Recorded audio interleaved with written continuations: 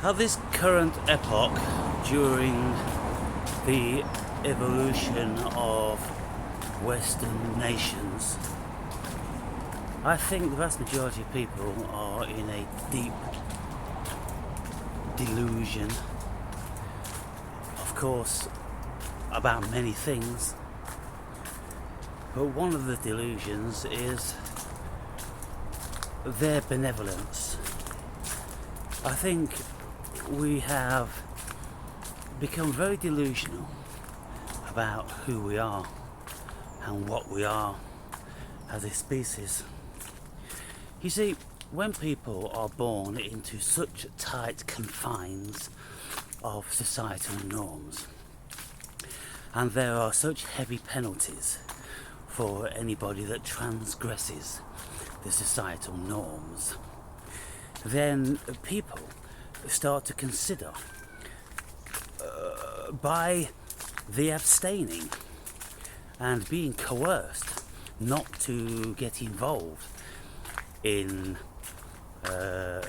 certain activities that society doesn't allow, they think that that's their virtue. And you see, what I'm always saying, what I'm always pointing out people, and I'm always calling the Pink 8 Muppets, you know, I'm not naive enough, stupid enough, desperate enough to consider that the human being is inherently good. Because we just look back at the past. I mean, how short-sighted are we? How bad are our memories? And probably due to the ignorance of the vast majority of people, they don't know anything about history. They don't want to know anything about history. They look around and they think to themselves, oh, I could never murder, or I could never beat that person up, and I could never do this and I could never do that. Look how virtuous I am. And then they want to project that onto the rest of the world because they feel more comfortable like that. Because if they went around feeling very threatened by people, like lots of people are doing today, then their minds will start to think in different realms. And they might even start thinking about violence and murder themselves. And so this would terrify most people in modern times. Whereas in the past, murder was always something just behind the everyday thoughts of living. Murder was just behind any notions that you've gotten out of bed with, that you're gonna feed and provide for yourself. Because we all would have known that it's very, very probable that you're going to be compromised whilst doing this. And there is going to be another human being that is going to be wanting to take what you've got. And so we would always be living in the knowing that, of course, there would be humans that we could trust because they were our clan, but you couldn't trust many people in your clan. So even then you'd be very, very selective and very wary of people around you. And you would know that if there was no laws and there was no recompense outside of revenge, and if you felt strong enough that you wouldn't be the subject of revenge, then I'm pretty sure the vast majority of people would be oppressors in some shape or form. Now, it doesn't have to be violent in like murdering your opponents in a duel or in a war or something, but it could simply be that you want to take another man's woman, or a woman wants to take another woman's man, and they are prepared to do despicable acts of dishonesty and deceit, which is going to cause great friction in the family, in the clan, which would possibly lead to people being murdered. And so murder was only ever just a blink away. And when we look back into recent times, let's say just as an instantiation, the wild, wild west, when people started to flock over to America looking for fame and fortune and all riches and new lives and all that, well, good God, how many people were murdered? How many family feuds were there where one person would murder one family member, and then that would be it? It would be all-out war, and very often whole families were just wiped out. And so the fool today think that they're benevolent and the human being is inherently good, when if they actually did a little bit of historical research, they'll be confronted with this fact in every single instance. And so, you know, what I'm saying, you see, in my videos, I'm being coarse, and I just don't feel comfortable with spreading the love and the light, because it's out of balance, people, and I'm not about to project a world which isn't true. I'm going to keep it as real as it is. And what I've known in my life of meeting hundreds of thousands of people all over the world, and at some stage being very disappointed by the vast majority of them. And I would say that I would be very disappointed with every one of them, given time. Because there's always levels of self-serving and deceit which is going to come into the relationship. How many people really have attributes and values that couldn't be compromised? How many people have honour? How many people have devotion? How many people have respect? How many people have long memories and say to themselves, this person was good to me, I can't defile that, and okay, we're not seeing eye to eye now, but I'm not going to be vengeance, I'm going to walk away. But today things are very different, because we're not benevolent, we're not all loving and kind and respectful. At the drop of a hat, you would see the real human being. And so in not too distant past, there were psychological tests carried out, and one of them was called the Stanford experiment. And this was a mock prison. And I think it was in the early 60s, or very, very late 50s, probably early 60s, maybe mid 60s. And what they did was, they got a group of volunteers, and they split them into prison officers and inmates. And the whole thing was scheduled to go on for at least a couple of months to investigate the human psychology of how people interacted under those conditions. And these conditions were voluntary, people. So the prisoners weren't prisoners, and the prison guards weren't prison guards. They just voted or opted or were allocated these positions to see how they acted against men who were exactly the same in social stature. And what they discovered was that the prison officers, within a very short period of time, started to get so violent and abusive that they had to cancel the experiment within 2 weeks. They couldn't go on because of the bullying and physical violence which was actually going on between the prison guards and the prisoners.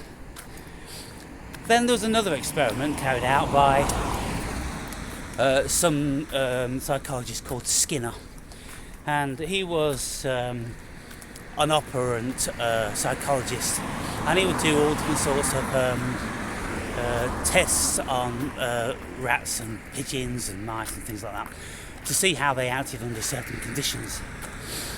And he discovered that in this particular experiment it was to give people an electric shock. And I think there's a Skinner who did this.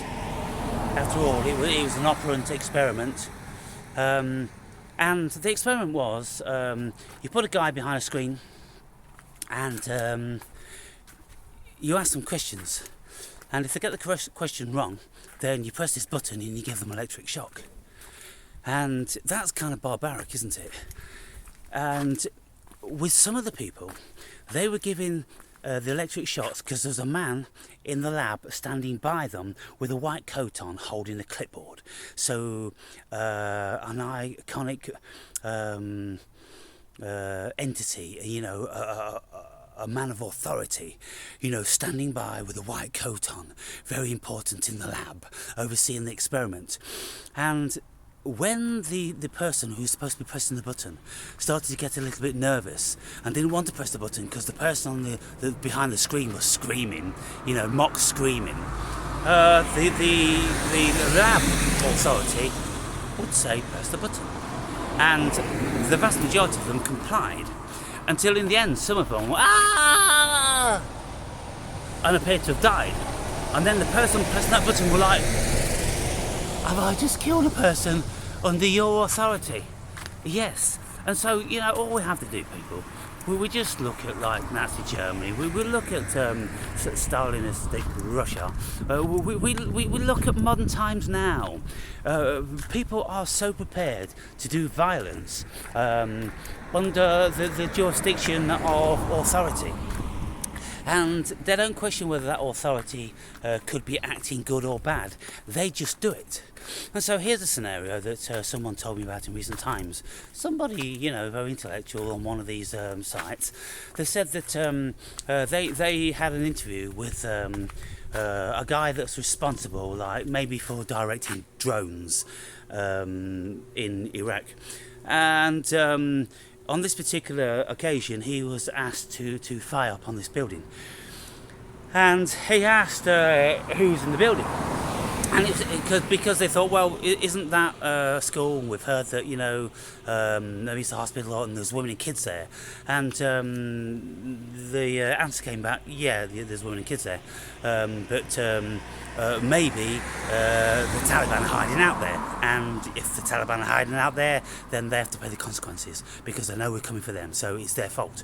So the powers that be gave an order to shoot on this building with 20,000 women and kids in, and he didn't want to do it. It really caused him a lot of problems, but he said that was an order, so he did it.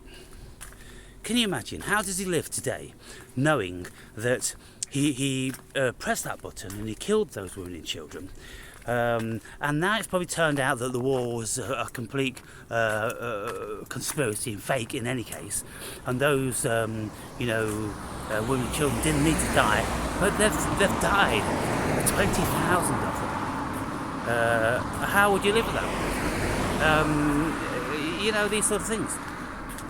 And so we can see thousands and thousands of scenarios like this where the human being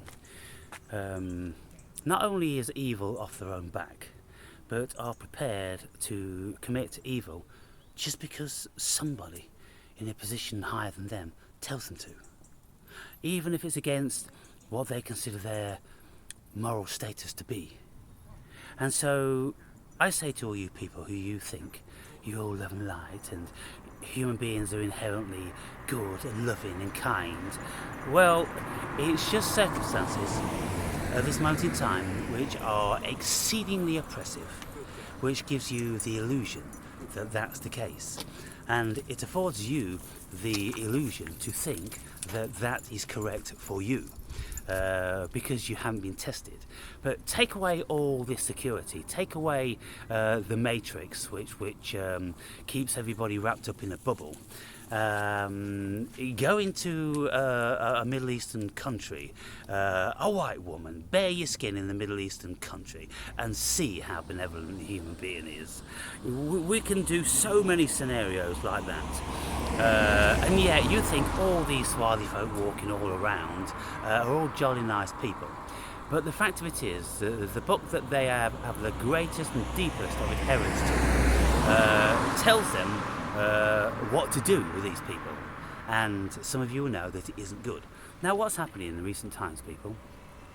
Intellectual people are starting to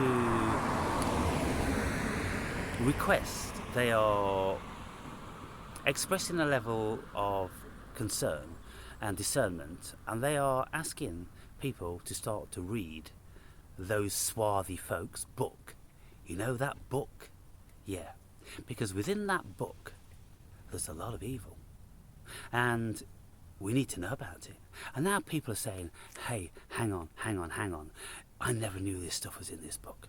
And I'm pretty sure that, you know, the vast majority of politicians that are going, oh, these swarthy folk, oh, they're okay, oh, hate speech and this, that and the other. No, there is actually real evil in this book, in most pages. And so if people familiarise themselves with it, then they would know the enemy that they're dealing with. And you would know that all of these people walking around potentially would do the same thing. Why? Because it's a command from their God. So when the shit hits the fan and they have to listen to their God or their peers, they are going to do it. Just like the Stanford experiment, just like Skinner's experiment with the electric shocks, just like the guy who was a drone operative. You're all going to do it. And so, I bear that one in mind.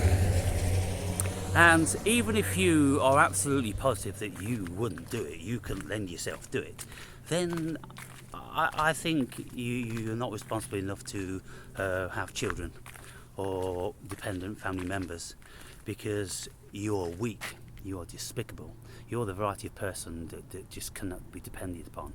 And if you can't depend on your own family in the face of adversity to do absolutely everything to protect your family, then you're vile. And you are a disgusting, brainwashed and weak product of modern times. Now, look what's happened, people, in the last 2,000 years with this ridiculous bullshit of Christianity. Turn the other cheek and the meek will inherit the earth and all this and that. You people who believe this shit have got no fucking idea that that is just propaganda from the beginning to the end to pacify you, to make you putty in their fucking hands and absolutely easy to call at the drop of a hat whenever they want to, because you ain't doing shit, because you're relying on this pie in the sky crock of fucking shit, and that in itself is vile. So don't forget that you're human beings.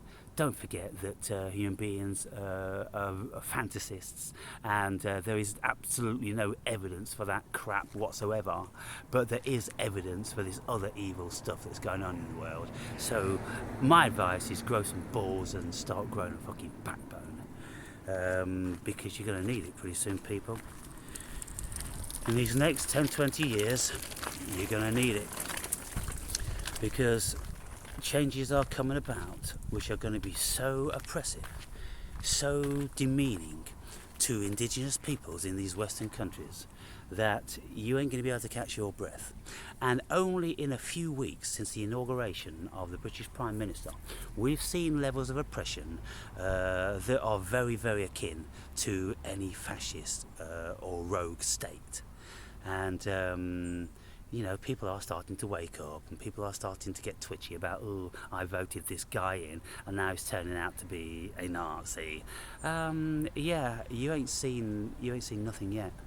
And so I would suggest that you read that evil black book, and you'll start to know what you're dealing with. You'll start to know what level of mentality is encroaching on Western values. And they don't have any reservations about stating exactly what their intention is. Their intention exactly is to have their particular law. I won't even say it because this sort of stuff will just get the video banned. It begins with an S, ends with an A. You know what I mean? That law. And also what they want to continue to do is to do all the evil that they like doing to the infidels, because God tells them to do that in the book. And so you better watch out, people. Grow some balls, grow a backbone, but watch the fuck out.